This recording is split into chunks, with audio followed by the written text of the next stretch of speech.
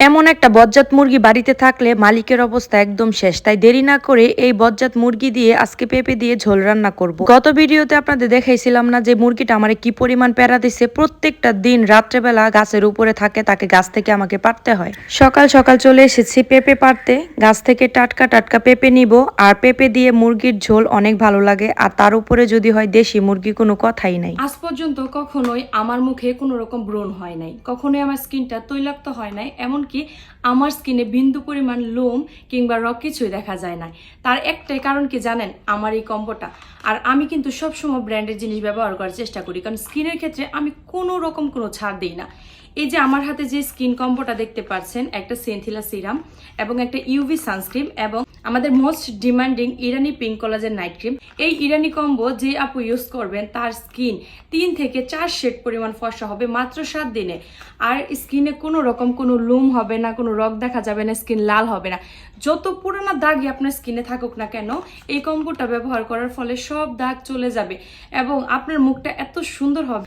যে দেখবে সেই আপনার স্কিনের প্রেমে পড়ে যাবে আর জিজ্ঞাসা করবে যে তুমি কোন ক্রিম ইউজ করো। ইরানি কম্বোটা আমি তুষিকে দিব, আজ থেকে 7 দিনের একটা চ্যালেঞ্জ দেব। তার স্কিনে ঠিক কেমন রেজাল্ট হয় আপনাদেরকে অবশ্যই জানাবো।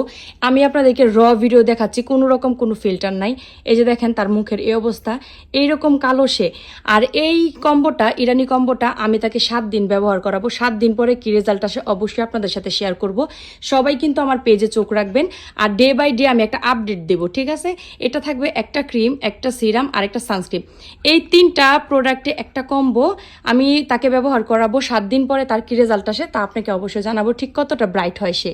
দেরি না করে তাড়াতাড়ি অর্ডার করে ফেলুন উপরে মেনশন করা পেজ শখের বাড়িতে অথবা স্ক্রিনে দেওয়া হোয়াটসঅ্যাপ নাম্বারে। আমি এখানে পেঁপেগুলো সুন্দর করে কেটে নিচ্ছিলাম। 2টা পেঁপে আমার লাগেনি, আমি একটার অর্ধেকটা দিয়েছি। পেঁপে আর মাংসটা ভালোভাবে ধুয়ে পরিষ্কার করে নিয়েছি। দিনের বেলা বয়স দিলে যা হয় আর কি, এইদিকে ছাগলের ডাক তো এইদিকে মুরগির ডাক। কড়াইতে তেল দিয়ে সব রকম মশলা দিয়ে দিয়েছি। এবার আদা রসুনের যে বাটাটা, এটা দিয়ে কিছুক্ষণ ভেজে নিব। তারপর এর মধ্যে পানি অ্যাড করে দিব।